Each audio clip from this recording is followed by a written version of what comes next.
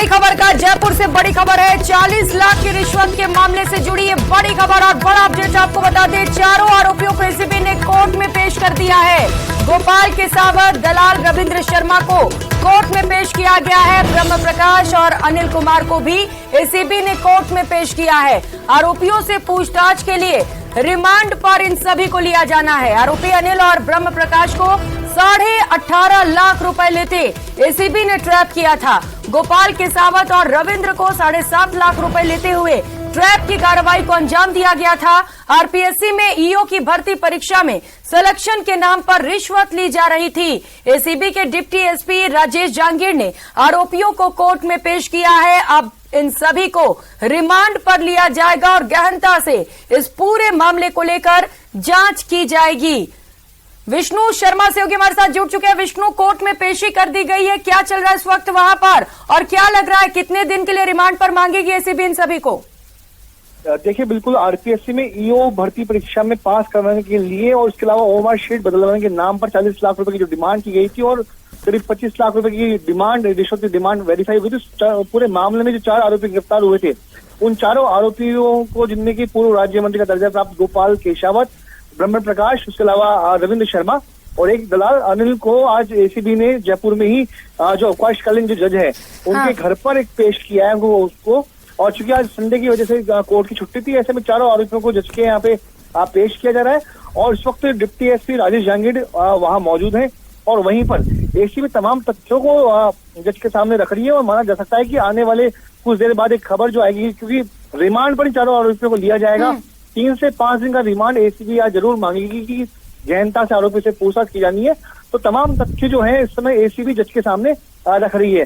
तो अगले कुछ देर के बाद रिमांड ले लिया जाएगा। जी बिल्कुल, क्योंकि 40 लाख की रिश्वत का मामला है विष्णु, निश्चित तौर पर एसीबी से लेकर सख्त है। आप कह रहे हैं कि जज के घर पर ये पेशी की जा रही है विष्णु, क्योंकि अब एसीबी का ये भी कहना है कि कई और मामलों का खुलासा हो सकता है।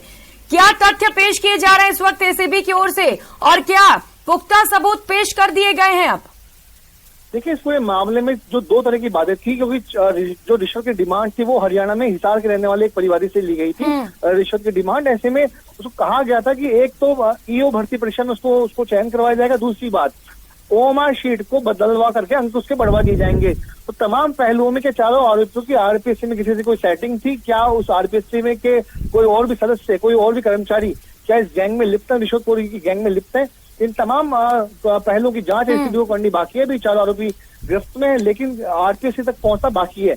इसीलिए 3 से 5 दिन का रिमांड एसीबी आरोपियों का लेगी ताकि उनसे और भी सवाल सामने आ सके। जैसे कि परिवादी का कहना था कि इस पूरे मामले में आरपीएससी के सदस्यों का नाम भी आरोपियों के द्वारा लिया गया था, कुछ महिला सदस्य थे उनका नाम लिया गया था। ऐसे में इसकी क्या जांच, किसकी क्या भूमिका है रिश्वत के इस खेल में, तो इसीलिए ये जो रिमांड है वो मांगा जाएगा। जी बिल्कुल विष्णु, क्योंकि आरपीएससी से जुड़ा ये मामला है, ऐसे में बेहद जरूरी हो जाता है कि ठीक तरीके से इस पूरे मामले पर जांच की जाए और जो लोग इसमें शामिल हैं, जो दोषी हैं, सभी को सजा मिले। विष्णु, कैसे पता चलेगा कि कौन कौन शामिल है? क्या इनके घर और ऑफिस में जांच की गई है एसीबी की ओर से? देखिए, मैं आपको सबसे पहले बताना चाहूंगा कि जो आरोपी जो गैंग थी, रिश्वतखोरी वाली जो गैंग थी, इन्होंने परिवादी को बताया कि उनके मोबाइल शीट में, उनके मोबाइल फोन में एक ओएमआर शीट थी, यानी कि जो परीक्षा के वक्त में उन्होंने दी थी। तो उनको बताया कि तुम्हारे मार्क्स इस ओएमआर शीट में, ये मार्क्स तुम्हारे बढ़ा करके 82 नंबर तुमको दिलवा दिए जाएंगे। तो इस बात से जो परिवादी था, पीड़ित था, वो उनकी झांसी में आ गया। तो आप देख सकते हैं आरोपी जब ओएमआर शीट को दिखाए तो ये ओएमआर शीट क्या असली थी या फिर किसी फेक ओएमआर शीट को दिखा करके वो उसको झांसे में ले रहे थे। ये जांच भी अभी एसीबी को करना बाकी है। लेकिन सबसे बड़ी बात है कि आरोपी जरूरी हो जाता है जो ओएमआर शीट पेश की गई थी, दिखाई गई थी परिवादी को, क्या वो ठीक ओएमआर है, सही है या फिर फेक था, इसे लेकर भी जांच जरूरी है। आप नजर बनाए रखिएगा विष्णु, कितने दिन के लिए रिमांड पर सौंपा जाता है कोर्ट की ओर से।